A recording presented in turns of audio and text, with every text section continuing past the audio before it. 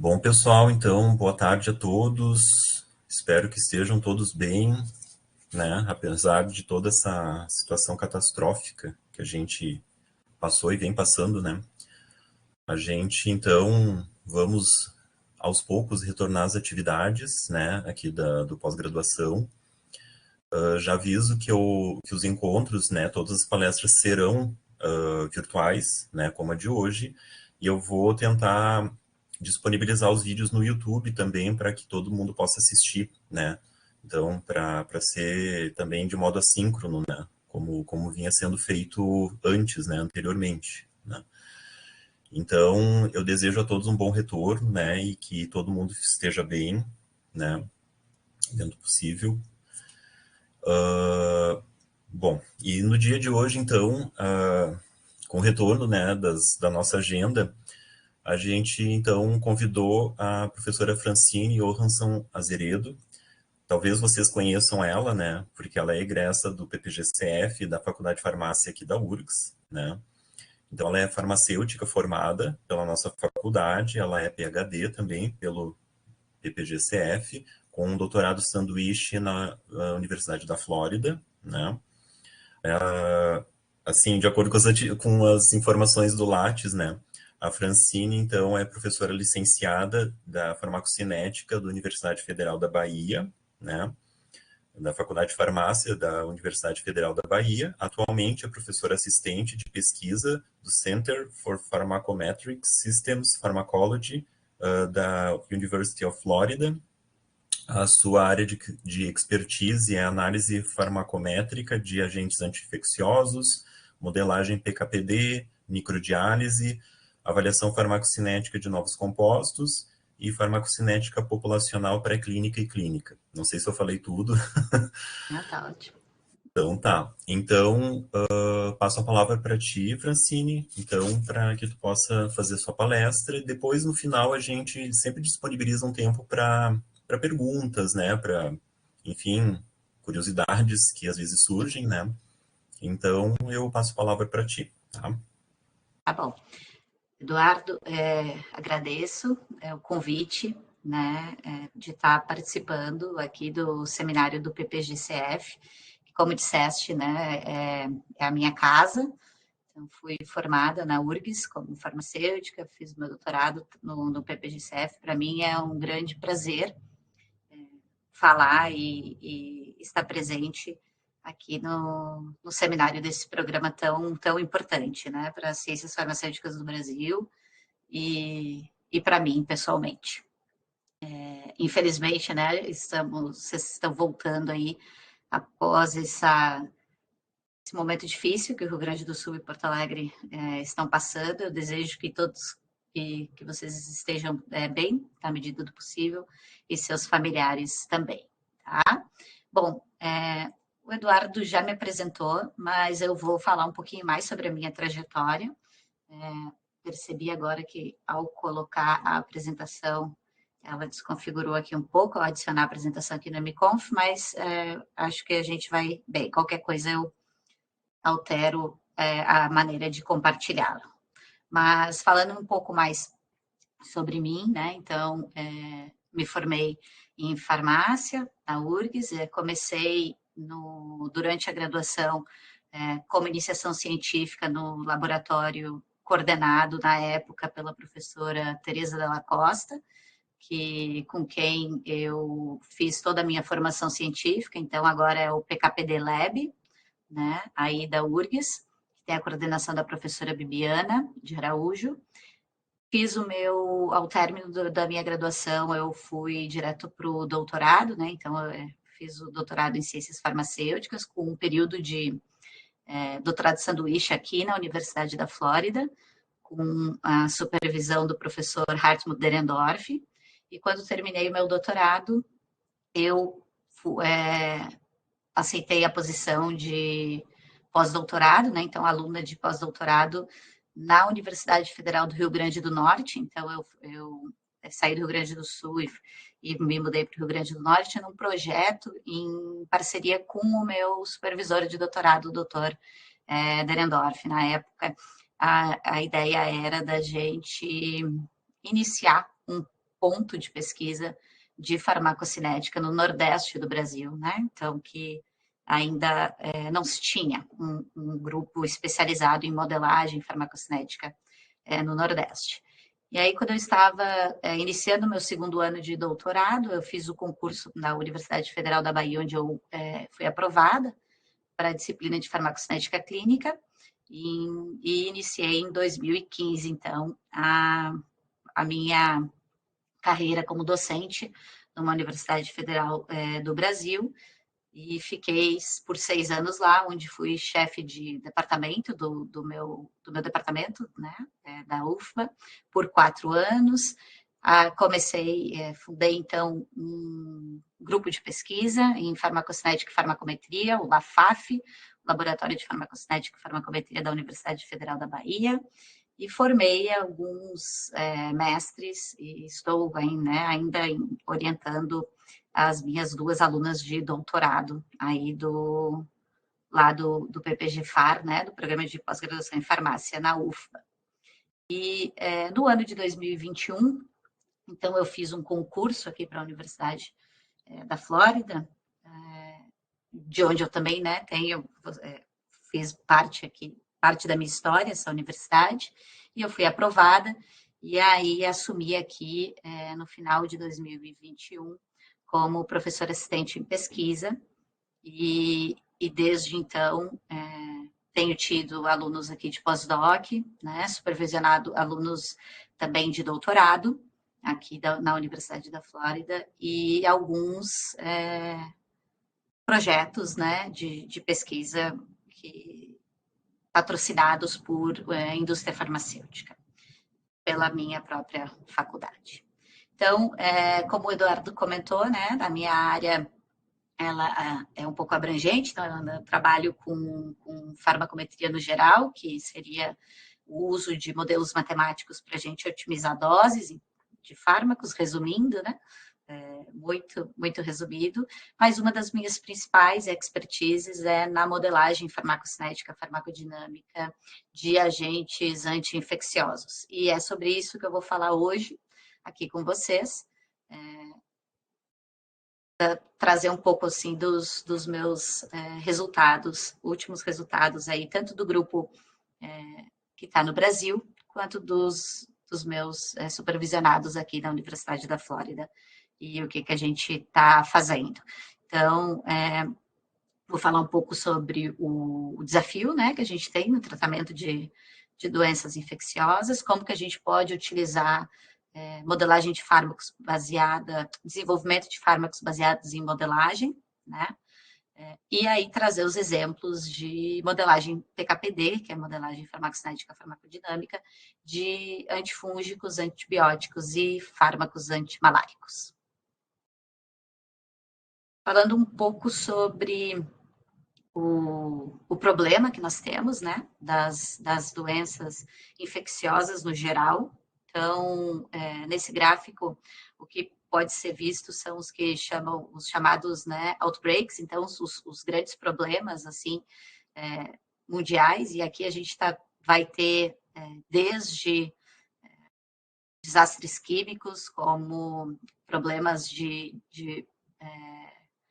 disfunção nutricional, né, problemas radionucleares e problemas focados em doenças infecciosas, que está colocado em vermelho. E aí vocês podem ver que praticamente no mundo todo a gente tem um grande problema, né, de processos infecciosos, trazendo aí um desafio e custo para o seu tratamento, né, principalmente.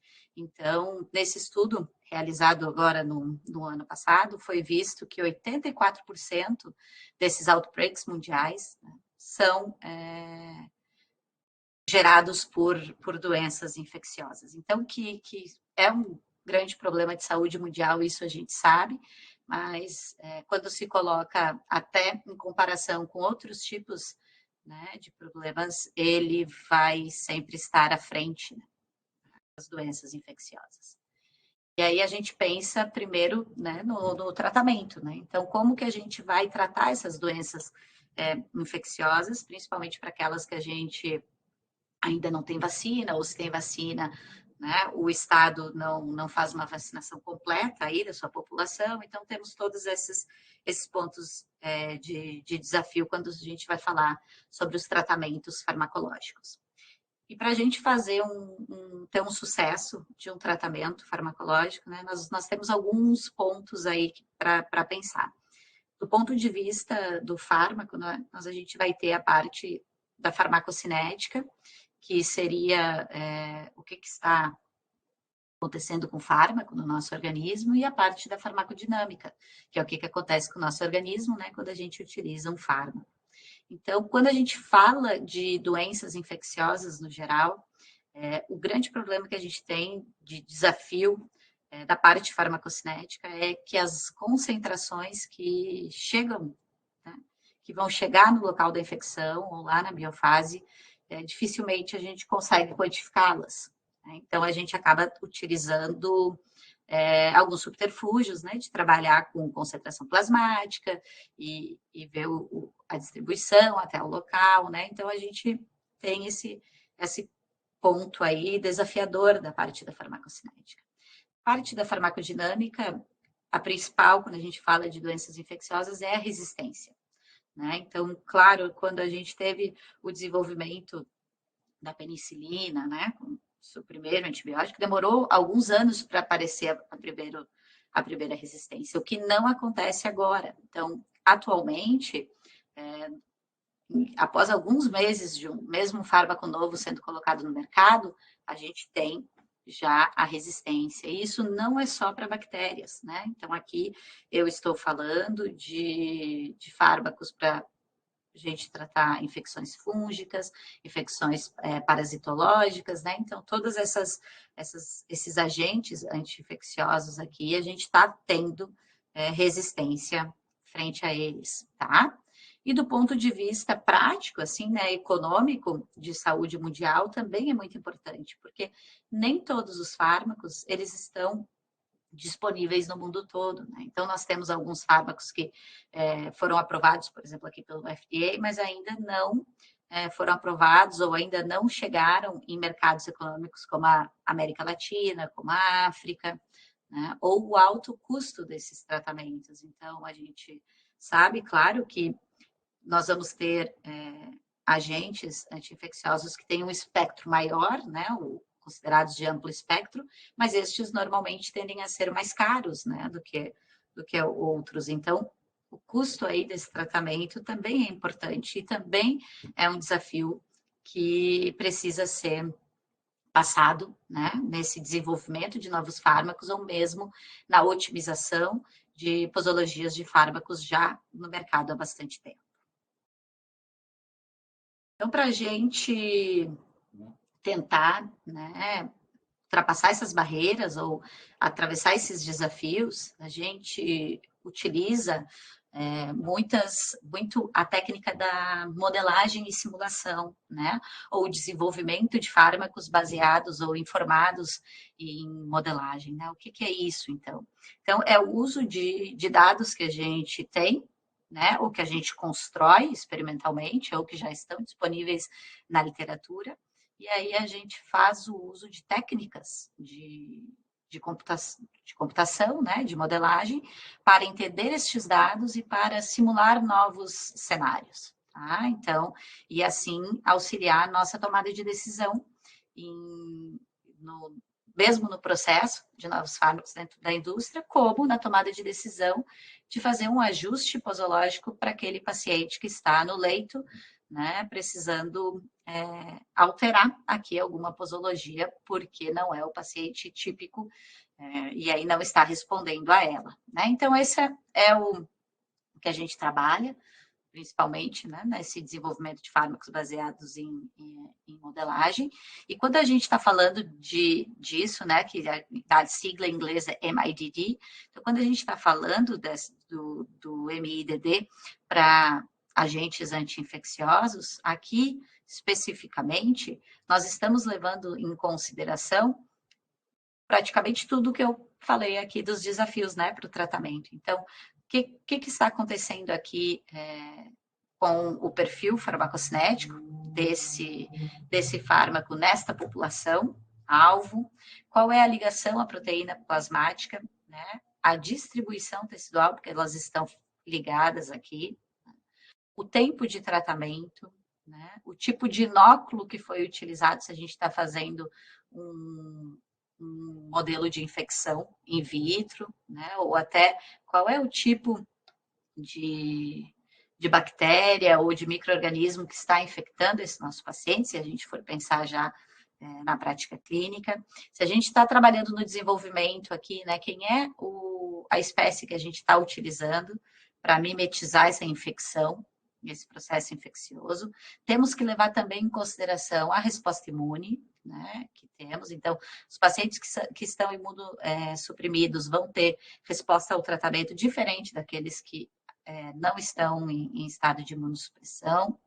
Qual que é o local de infecção, né? Então, é um local de infecção de fácil acesso, né, que é amplamente vascularizado ou não, né? Qual que seria o nosso endpoint, né? O que a gente está vendo aqui em frente ao patógeno, né? Então, eu vou falar um pouquinho para vocês sobre quais são esse dado que a gente utiliza quando a gente fala de uma terapia, né, anti-infecciosa, e os mecanismos de resistência dessa cepa aqui que a gente está levando em consideração. Então, percebam aqui que nós temos um N grande de fatores que ficaria muito difícil de serem avaliados sem a ajuda, né, de programas de computador ou a utilização dessa técnica da modelagem para a gente entendê-los e simular, então, posologias a fim de chegar naquela posologia ideal.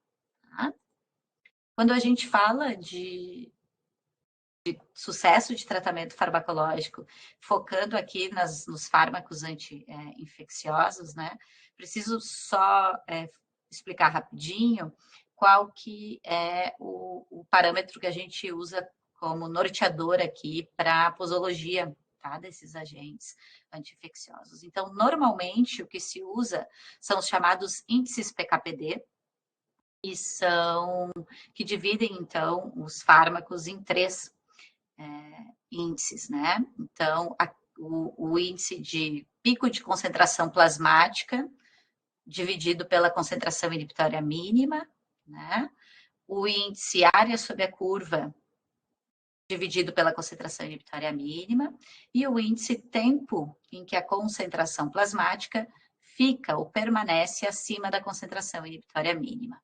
Então, percebam aqui que a gente está trabalhando com duas coisas. A gente agora vai classificar aqui fármacos como concentração dependente ou tempo dependente, a depender de qual que é ou quais são os índices que vão ser os responsáveis pela probabilidade maior de sucesso terapêutico destes fármacos, tá?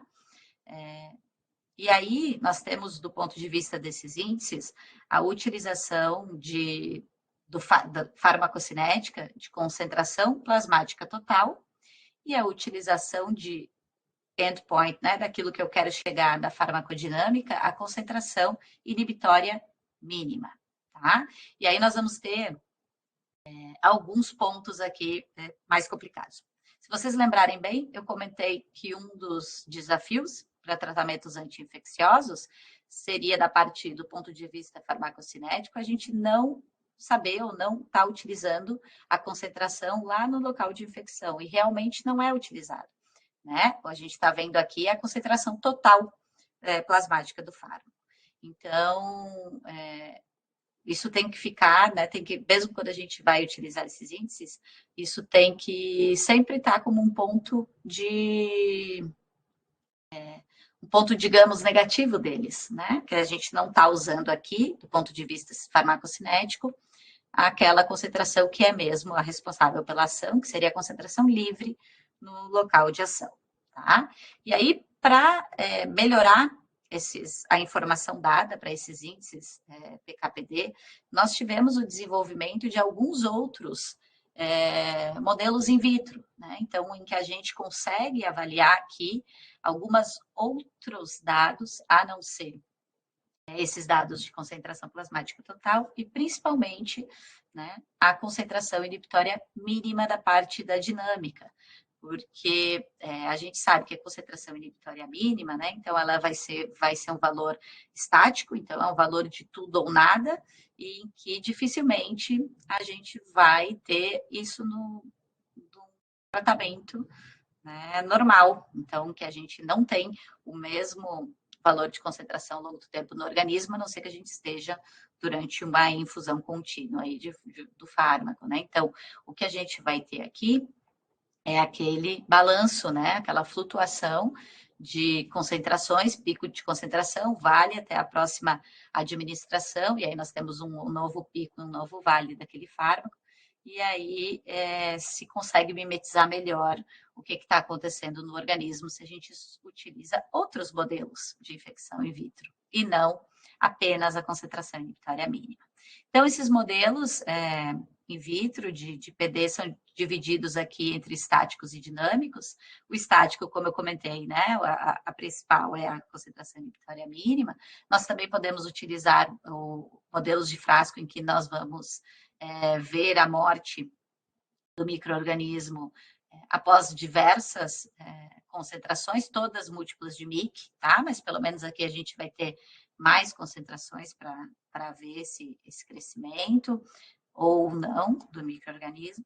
E aí nós temos os modelos dinâmicos que vão mimetizar o que está acontecendo no organismo quando a gente utiliza um fármaco, né? E nesses modelos dinâmicos nós podemos ter apenas o modelo de diluição, então que vai imitar aqui a meia-vida, né, do fármaco neles, através de diluições desses frascos, em que tem o fármaco, tem o agente infeccioso e um meio, né? Então, de tempos em tempos, a gente retira o meio com fármaco e só coloca meio sem fármaco para mimetizar a meia-vida dele.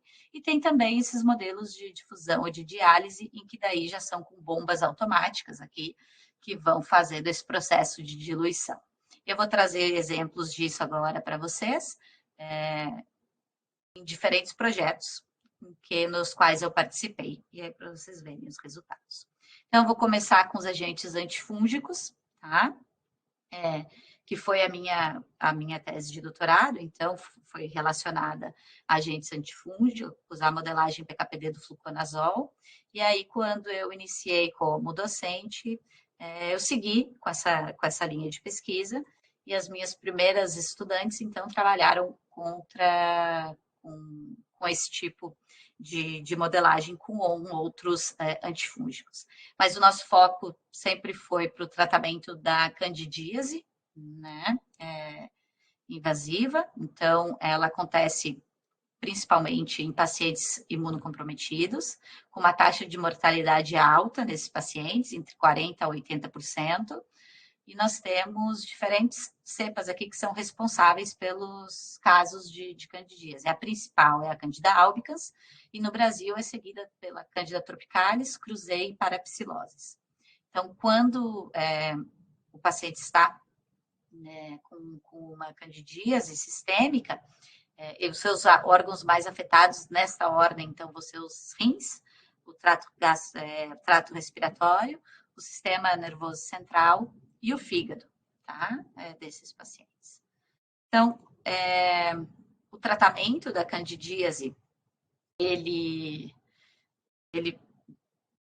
teve, assim, uma alteração, né, ao longo do tempo. Então, iniciou na década de 50 com a anfotericina B e listatina. Na década de 70, apareceram os azóis, como o fluconazol.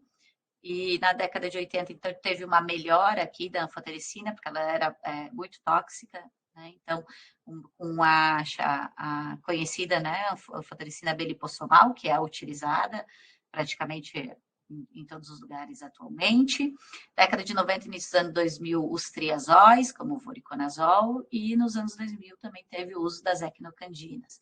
Então, a depender de qual que é o agente infeccioso, né, vai se fazer a escolha de um ou mais desses fármacos para realizar o tratamento deles. E aí, nos projetos em que a gente trabalhou com a modelagem PKPD de antifúngicos, né, a gente tentou utilizar uma técnica, nós utilizamos uma técnica para melhorar desafio, né, que eu comentei da parte dinâmica, da parte da farmacocinética, em que nós estávamos vendo apenas a concentração plasmática total, quando relacionamos no índice PKPD, para agora quantificar as concentrações livres teciduais, né, e utilizar o verdadeiro valor de concentração nos nossos modelos. Então, para isso, a gente fez o uso da técnica da microdiálise, tá? Então, o que é essa técnica, explicando rapidamente para vocês? A técnica da microdiálise, então, ela a gente vai ter uma sonda, né, que é perfurada aqui, né, que a gente tem como perfundido com um líquido que vai mimetizar o líquido intersticial, normalmente é uma solução de Ringer, tá? Ao final aqui dessa sonda, nós temos uma membrana, e essa membrana pode ter diferentes tamanhos, né? Então, essa membrana, é uma membrana semipermeável, que tem diferentes tamanhos de membrana e também diferentes tamanhos de poro nela, mas todos os tamanhos de poro dessa membrana, ele faz com que proteínas não consigam atravessá-la. Então, a gente coloca no local que a gente tem de interesse essa sonda, né, essa membrana, e aí o que vai acontecer? Com o processo de difusão aqui, nós vamos ter a difusão do meio mais concentrado para o meio menos concentrado, e só vai atravessar essa membrana o fármaco livre. Tá? Então, aqui na parte do dialisado, a gente vai ter um volume, né, de líquido contendo esse fármaco livre que fez esse processo de difusão aqui. Então, a gente tem grandes vantagens quando a gente utiliza essa técnica da microdiálise, né? A principal delas é que a gente está tendo aqui agora a quantificação do fármaco livre no local de ação, principalmente quando a gente trabalha com pré-clínico, que nos abre mais, né, as opções, o leque aqui de aonde conseguir colocar essa sonda, né? E a gente também consegue ver os níveis do fármaco no local infectado, tá? Que também é algo muito importante para a gente. Então, ver o que está acontecendo nesse processo infeccioso que pode estar alterando aí a distribuição desse fármaco. Essa técnica não é utilizada apenas pré-clínico, né, em animais, a gente também utiliza essa técnica em humanos, inclusive eu vou trazer um exemplo para vocês em humanos aí que foi utilizada a técnica da microdiálise quando eu falar de antibióticos. Então, seguindo com o projeto que eu comentei com vocês, dos antifúngicos, né? Então, esse foi um projeto em que minhas primeiras orientandas de mestrado fizeram, que seria essa análise do efeito antifúngico da anfotericina B, então fazendo uma análise farmacométrica em que a gente leva em consideração a farmacocinética, a farmacodinâmica e o processo de infecção aqui na resposta a esse tratamento. O primeiro passo para isso foi fazer a infecção animal, então, né, utilizamos um modelo de infecção, inocula Candida albicans pela via intravenosa, então se espera 2 dias para que essa infecção ocorra, e aí o estudo farmacocinético foi realizado, né, nesses animais. Nós dividimos em 2 grupos, os animais sadios e os animais infectados, quantificamos, então, a anfotericina B nesses animais, e aí fizemos a análise farmacocinética de 2 maneiras. Fizemos uma análise farmacocinética não compartimental e uma análise farmacocinética compartimental, populacional, desses dados da anfotericina B. A administração foi na mesma dose, de 2,5 miligramas por quilo pela via intravenosa, né? A anfotericina B possui uma biodisponibilidade de aproximadamente 0, então, pela via oral, ela não foi administrada, né? E aí, nós coletamos tanto concentrações plasmáticas, quanto as concentrações renais da microdiálise, então, colocando aquela sonda no rim desses animais, para a gente ver se esse processo infeccioso alteraria as concentrações no local de ação.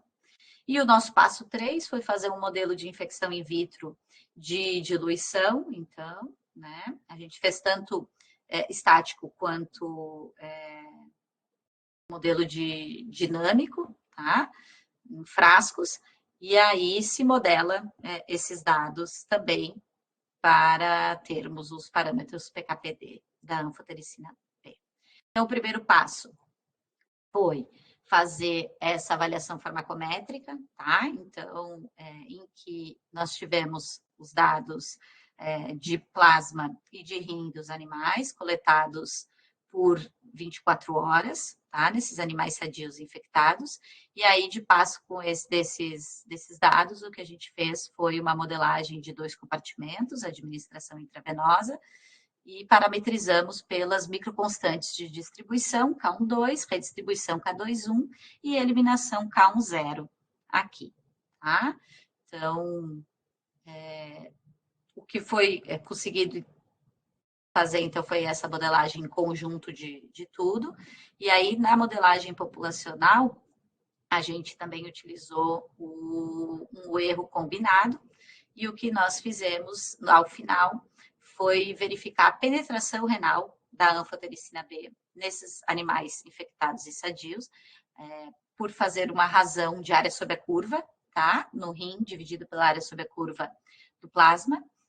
Então, a renal livre e a plasmática livre. E aí, o que foi visto é que os animais sadios têm uma penetração de aproximadamente 77% e os infectados de 71%. Então, a gente não viu tanta diferença aí nessa penetração renal, no processo infeccioso, para a anfotericina B, tá? E, esses dados foram apresentados em distintos congressos, né? E aí, para complementar os dados de farmacocinética, o que a minha segunda estudante fez foi a parte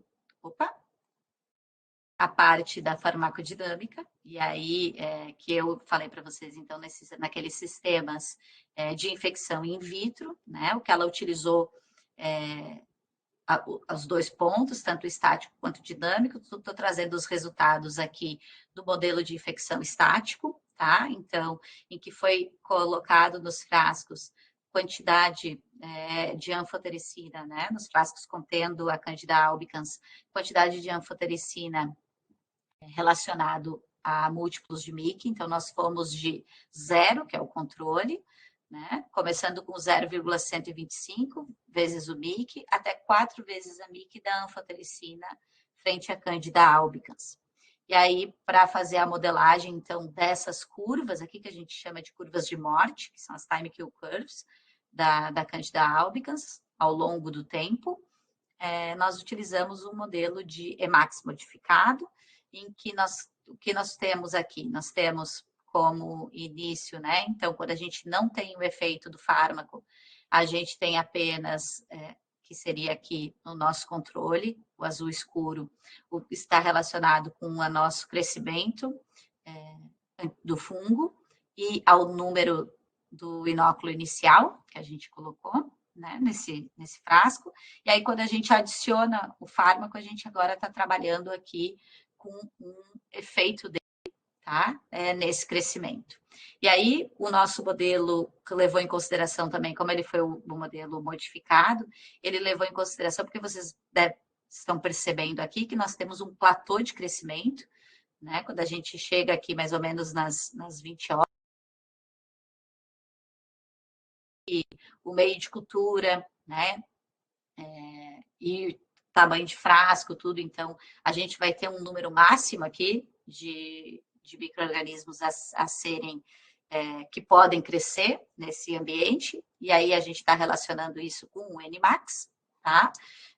E nós vamos ter, então, nisso, tem que levar também isso em consideração nesse crescimento aí desses micro-organismos. E o que nós também conseguimos ver aqui para a Candida albicans é que nós temos um atraso inicial ali no crescimento deste micro-organismo, o que é comum, pode acontecer por diferentes micro-organismos, e isso é levado em consideração aqui pelo parâmetro alfa, tá?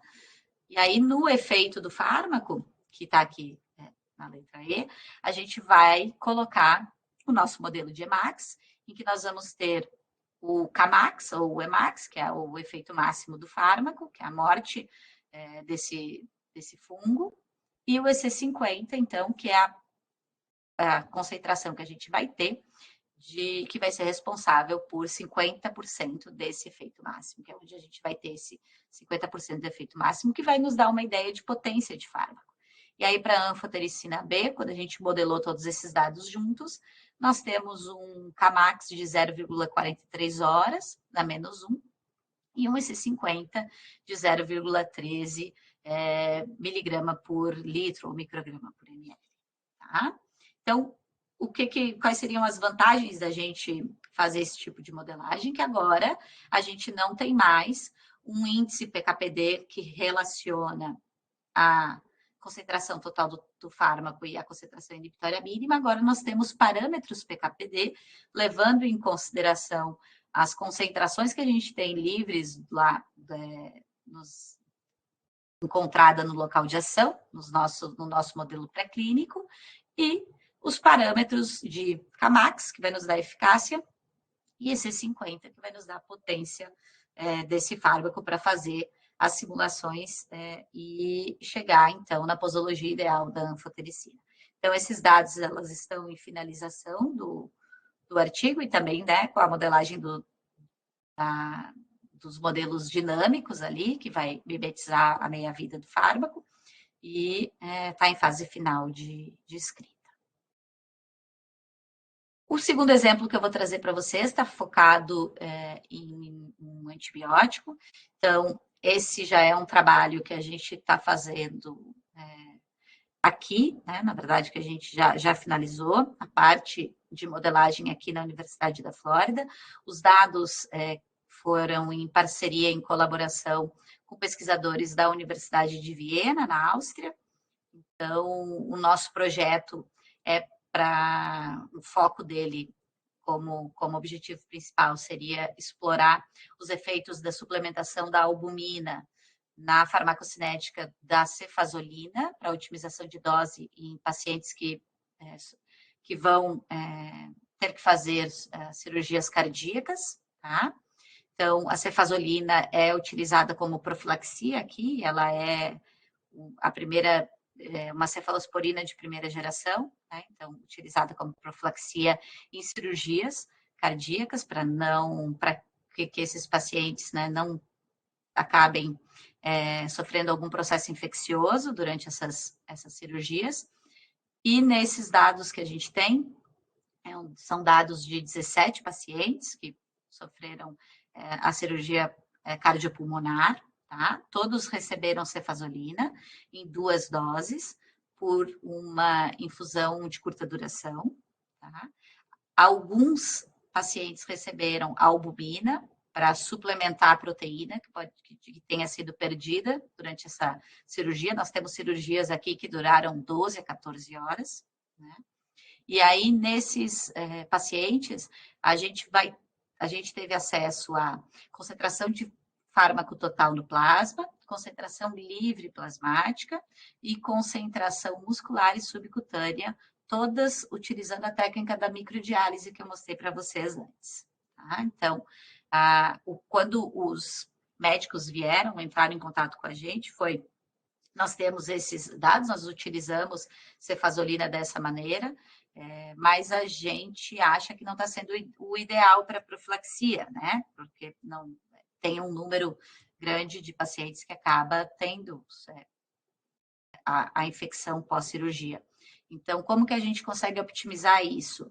E o segundo ponto quando a gente precisa suplementar essa albumina, que acontece para um grande número de pacientes, vai me dar alteração da farmacocinética da cefazolina, eu vou precisar ter uma dose diferente para esse grupo de pacientes do que o grupo que não utilizar a albumina.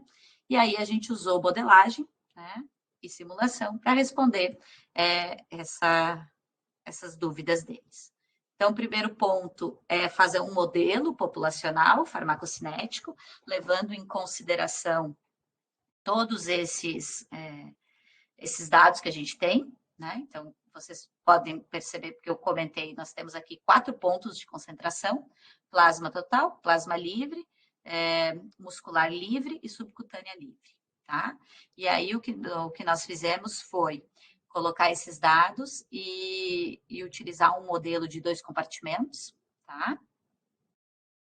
Em que nós vamos ter fármaco sendo administrado pela via intravenosa, indo diretamente ao compartimento central, tá? E aí, aqui no compartimento central, nós temos dados livres e dados ligados, em que eu tenho que levar em consideração Bmax e o KD da enzima, tá? Para fazer essa conexão aqui entre os 2 valores que a gente tem. E no compartimento 2, nós temos apenas concentrações livres, tá?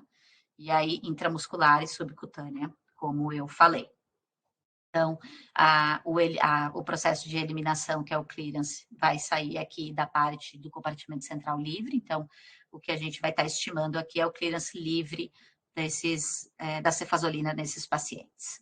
E aí, os dados que nós conseguimos, então, foram dados que estão super de acordo com dados já publicados da cefazolina. Um ponto importante para trazer para vocês, que já ajudou um pouco a responder uma das questões, né, dos clínicos lá do hospital da Universidade de Viena, foi que o Bmax, que é essa nossa capacidade máxima aqui de ligação à enzima do fármaco, ele está alterado para o grupo que recebeu a albumina, tá?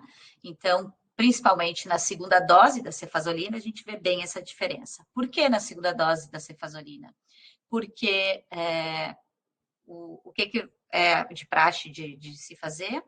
Antes de começar a cirurgia, eles davam a primeira dose de 4 gramas, via infusão de curta duração. Ao término da cirurgia, a dose de 2 gramas, também com uma infusão curta de 30 minutos, com a suplementação da albumina. Tá? Então, a gente vê essa diferença maior aqui nessa segunda dose, que foi quando a albumina foi administrada. Tá? Depois, quando a gente então tem todos esses dados farmacocinéticos, a gente passou para fazer o que se chama de PTA, que é a probabilidade de atingir o alvo, né?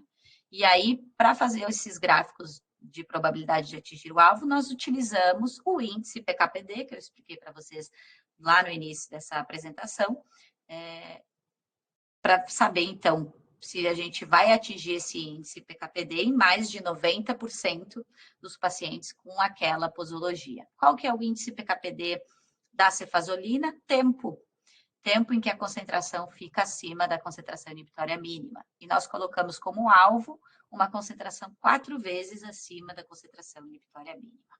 O que a gente já consegue verificar e responder aqui é que a probabilidade de atingir o alvo com a dose dada atualmente, que foi a dose utilizada nesse estudo para esses pacientes, no grupo intervenção, que é o grupo que recebeu a albumina, nós já caímos aqui, né? Temos já menos que 90% de probabilidade de sucesso terapêutico, quando a concentração inibitória mínima é igual a 2 miligramas por litro. Tá? E no grupo controle, então, que seria o grupo que não recebeu albumina, a gente consegue chegar até 4 miligramas por litro. Então, quando a gente está trabalhando em 4 miligramas por litro, já perdemos aqui a probabilidade de sucesso terapêutico. E aí a gente fez algumas simulações. Então, se ao invés de darmos essa dose em 2 vezes, se tivesse uma infusão contínua, tá, da cefazolina na dose de 15 miligramas por minuto por 10 horas, qual seria o sucesso? E aí a gente já vê que quando a gente trabalha com a infusão contínua, não se tem tanta diferença mais aqui entre concentração, entre grupo controle e grupo intervenção que recebeu a albumina. Né? Todos eles conseguem chegar no 90%, né? Acima de 90%, até a concentração inibitória mínima de 4 miligramas por litro. tá? Mas mesmo assim não é o ideal, porque a gente sabe que nós podemos ter aqui micro-organismos com concentrações maiores, mínimas inibitórias maiores do que isso. E aí, no momento que se administra, que também a gente simulou, então, se administra uma dose de ataque e mais uma infusão contínua, o que vai estar acontecendo, aí se chega praticamente ao máximo, né? Só não vai ter sucesso terapêutico para aqueles micro-organismos que realmente são resistentes à cefazolina, tá? Que tem um MIC de 16 miligramas por litro. Esse projeto foi agraciado com o prêmio do próximo encontro que a gente vai ter da Associação Americana de Farmacologia Clínica, né, que vai acontecer em setembro em Washington, e o aluno de doutorado que modelou esses dados, então, recebeu o prêmio para melhor resumo de estudante, né, nesse evento. Vou para o meu último exemplo aqui, até porque a gente já está chegando, para deixar um pouco de tempo para as nossas discussões, que podem acontecer, que são dos fármacos antimaláricos. Então, quando eu comecei o trabalho aqui na Universidade da Flórida, e na verdade já na UFBA eu já havia feito esse movimento, então só estou continuando, que é utilizar todo esse conhecimento que o grupo tem adquirido em modelagem PKPD para fármacos, para antifúngicos principalmente, e trazer para os antimaláricos, tá? Por que trazer esse conhecimento aí de modelagem para os antimaláricos? Porque nós temos um problema com a malária, né? Então, a malária causada principalmente por parasitas do gênero Plasmodium, né? Transmitida por mosquitos anófilos, e elas têm diferentes fases. Ela é uma doença, depois eu vou até trazer o gráfico para vocês. Então, ela é uma doença com diferentes fases, e isso torna uma doença um pouco difícil de fazer um tratamento, tá? Todos os sintomas clínicos da doença, eles estão relacionados à fase que a gente chama fase assexual, que acontece no eritrócito, tá? Então, é aquela nossa fase do sangue, e não a fase do fígado. E aí a gente vai ter diferentes também características clínicas, sintomas clínicos, a depender de qual é o plasmodium que é infectante, né? Então, o Plasmodium falciparum, por exemplo, ele vai aderir aqui ao endotélio, e a gente não vai ter tanto aqui a circulação no sangue, tá? Enquanto que o Plasmodium vivax e o Plasmodium ovale, né, que cada vez mais estão sendo responsáveis aí pelas infecções e gerando a doença da malária, eles são os responsáveis por aquilo que a gente chama que tem os relapsos, né? Então, se faz o tratamento, se diz que o paciente está curado, mas algum tempo depois ele começa a ter todos os sintomas novamente. Então, isso é característico de infecção por esses dois plasmódios. Então, a gente fica com esses desafios também de como tratar cada tipo de infecção aqui. A malária acontece, né, principalmente, então, esse primeiro gráfico aqui da esquerda é o gráfico que está no site do CDC americano atual, dizendo que a malária acontece principalmente, claro, na região da África subsaariana. Então, aqui a gente tem transmissão por toda essa região, né? E que ela também é transmitida, América Latina, Brasil está aqui, né? México, América Latina, na parte amazônica, principalmente, aqui dela, né? E também na Ásia, né? Mas, no gráfico aqui da direita, se vocês forem ver aqui, está dizendo de junho de 25 a 1º de julho de 2023, então de 25 de junho a 1º de julho de 2023, nós tivemos 7 pessoas com malária e que não foram aquelas que se infectaram viajando para esses locais de transmissão, mas sim que elas tiveram a infecção e a transmissão acontecendo aqui na Flórida. Então, essa transmissão agora já vai começar a crescer, né? Então, já chegou aqui nos Estados Unidos, e isso, com certeza, vai gerar, né, maior investimento e até maior curiosidade aí nesse tratamento da malária. Nós temos algumas vacinas da malária já em aprovação, né? Ou em testes, mas o que se utiliza principalmente são os fármacos para o tratamento dessa doença. E aí que vem o desafio que eu comentei com vocês, por quê? Porque a doença da malária ela tem dois principais pontos, né? Então, ela vai ter a fase assexual, que estão os eritrócitos no sangue, e a fase que está aqui no fígado. E após a fase também assexual aqui do sangue, ela vai ter a fase sexual dos seus gametócitos, que é onde que está acontecendo, principalmente no mosquito. Então, nós temos diferentes pontos aqui para tentar tratar essa doença ou que essa infecção não ocorra. Um dos pontos são aqueles pesquisadores que trabalham no mosquito, estão tentando entender o que acontece com o mosquito e aí se utilizar repelentes ou outros pontos que vai acabar com essa infecção, né, do mosquito picando o humano, ou os pesquisadores que trabalham aqui querendo entender um pouco mais o efeito do fármaco, que é o meu ponto nessa parte eritrocitária, né? Então, que é a que a gente chama de fase assexual aqui no sangue.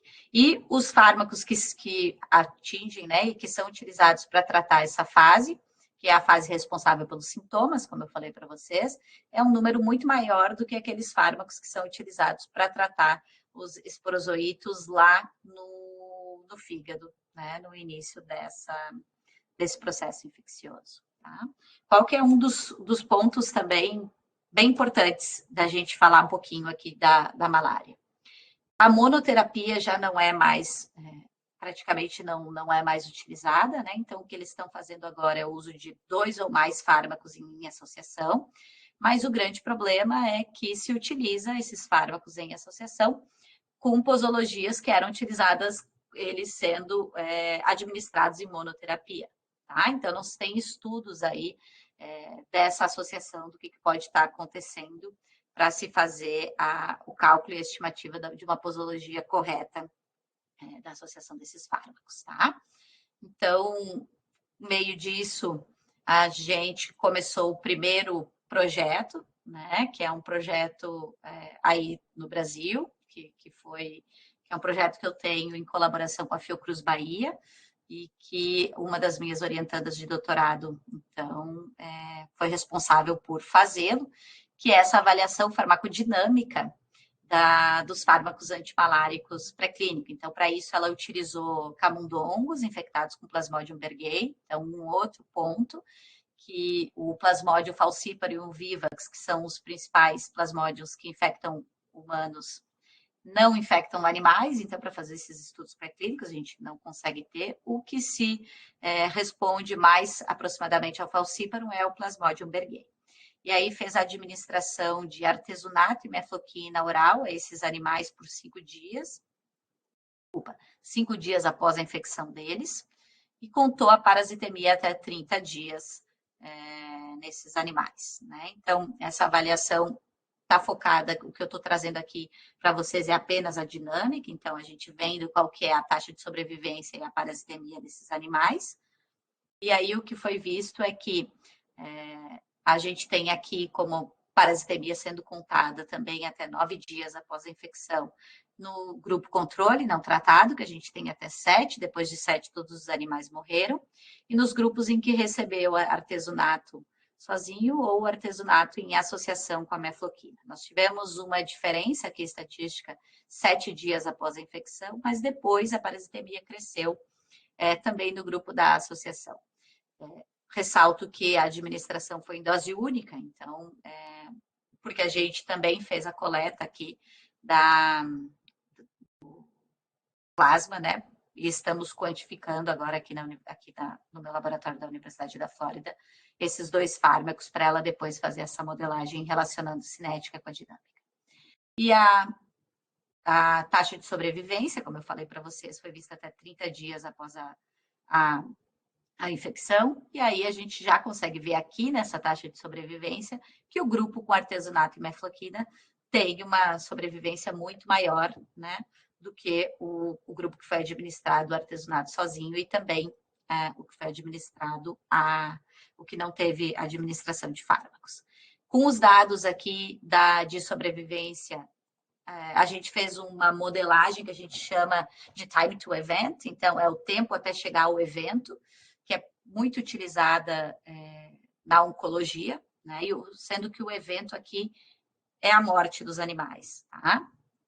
Então, ela utilizou o modelo de Weibull, e aí o que vocês conseguem ver aqui, que é o principal desse tipo de modelagem, que é o que nos dá, é qual é o tempo que a gente chega no evento, que seria a morte dos animais, se for utilizado apenas o artesanato, 14 dias, e se for utilizado essa associação de artesanato e mefloquina, foi de 29,5 dias. Então, a gente já consegue ver que é o dobro, e a associação realmente se mostra promissora, sendo agora necessário realizar essa otimização aqui da dose, já que está sendo administrada em conjunto. E a probabilidade de sobrevivência também é bem maior no 30 dias após a infecção, nesse grupo em que recebeu o artesanato e a mefloquina.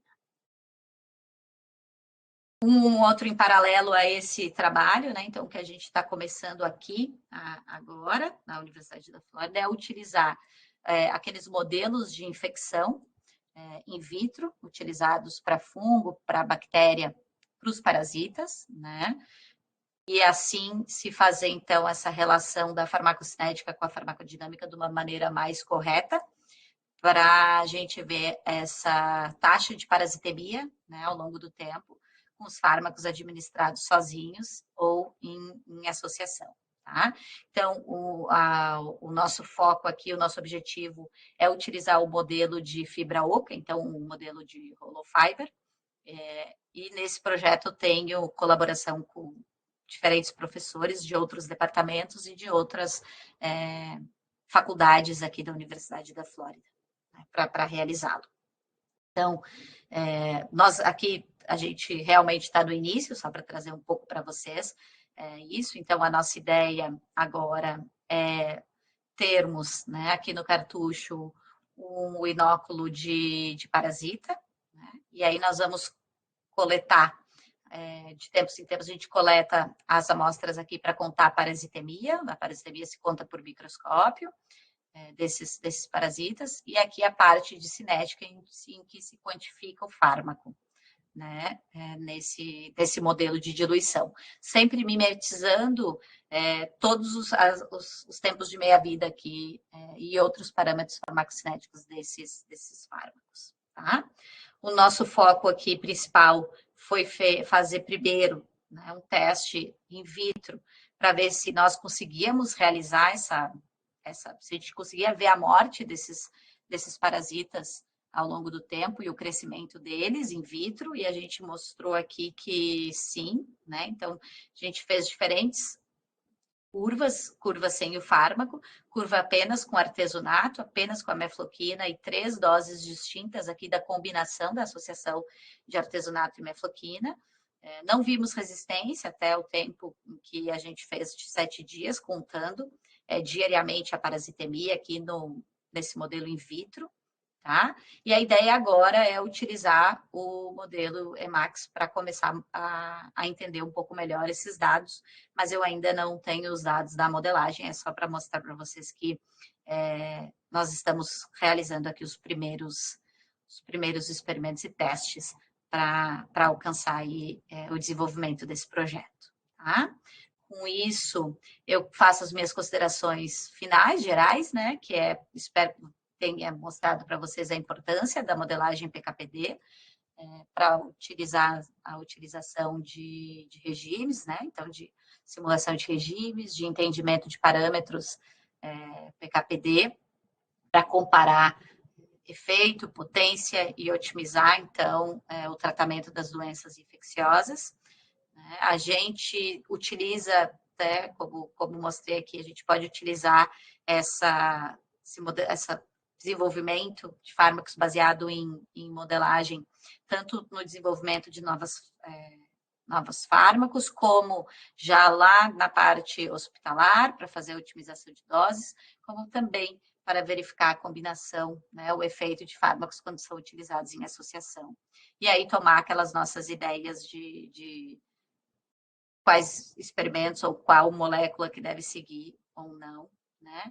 E não ter a necessidade de se fazer tantos ensaios clínicos ou de se utilizar um número grande de animais na parte pré-clínica, e aí com isso está contribuindo, né, com o uso dos 3Rs também na nossa pesquisa farmacológica.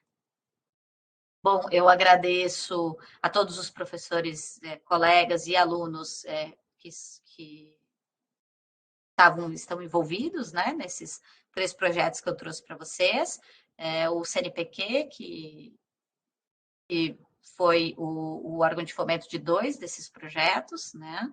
O MCTI, que também auxiliou a formação lá inicial do LAFAF, e aqui o meu departamento e o College of Pharmacy, que me agraciou com um projeto também que foi aprovado, que é esse da malária, do PKPD da malária em hollow fiber, e o Centro de Farmacometria e Farmacologia de Sistemas, ao qual eu estou inserida, né?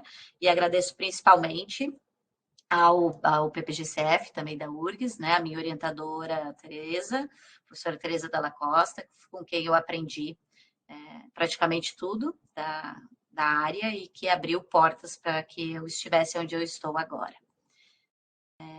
Eu acho que não preciso falar muito de Orlando, né? Então, a Universidade da Flórida, o principal campus dela é em Gainesville, na Flórida, mas o centro que eu trabalho é esse prédio aqui na cidade de Orlando, né? Localizado no bairro de Lake Nona, que aqui é o centro do nosso bairro.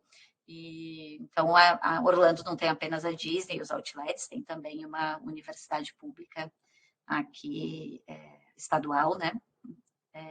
Em que a gente está trabalhando, e estamos de portas abertas aí para vocês.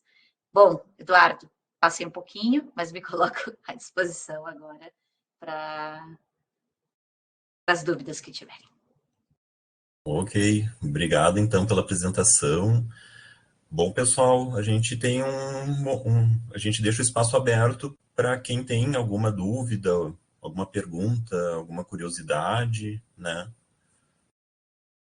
Se alguém quiser também abrir o microfone, pode ficar à vontade, né?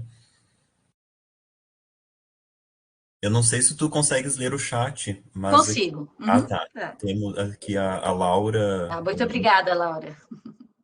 a Franciele também escreveu.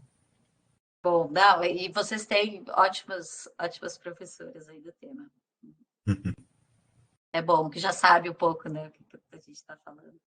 Eu, assim, na verdade, só uma curiosidade que eu Sim, tenho, quando eu vejo esses trabalhos de análise farmacométrica, o que eu vejo sempre é de um fármaco só um, por exemplo, um antimicrobiano. Também se faz de uma associação, assim, alguma sim. coisa.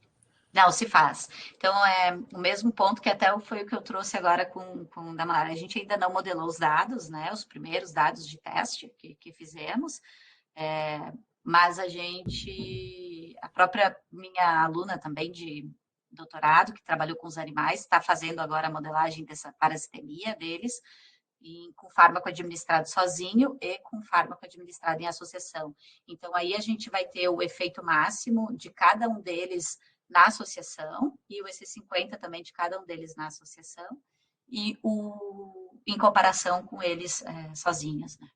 Ah, Para ver exatamente o que a gente está vendo aqui. é o que acontece muitas vezes, né, que é uma associação que é administrada, né, no tratamento, assim, de algumas doenças. Tem uma Temos uma pergunta. pergunta da Laura. Fico Essa da pensando que a infecção. infecção aumenta a permeabilidade da membrana, mas conforme vamos curando a infecção, a permeabilidade volta ao normal. Temos alguma coisa referente a isso, de como modelar essa melhora?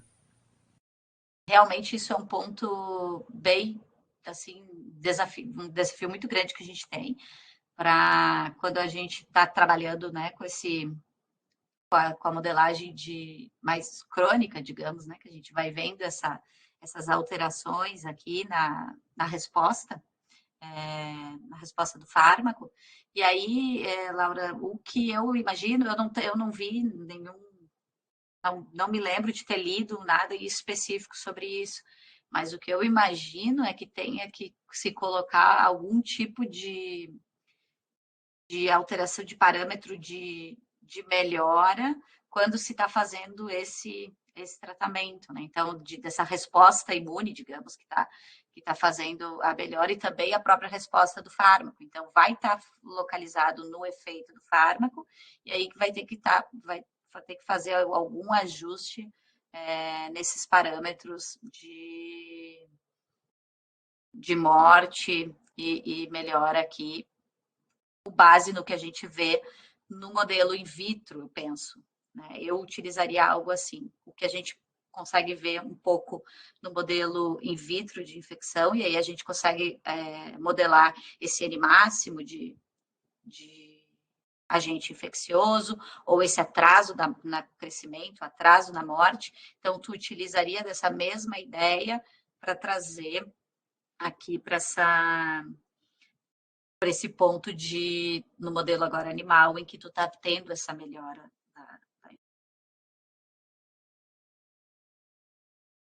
Eu iria por esse caminho, mas só pensando aqui rapidamente.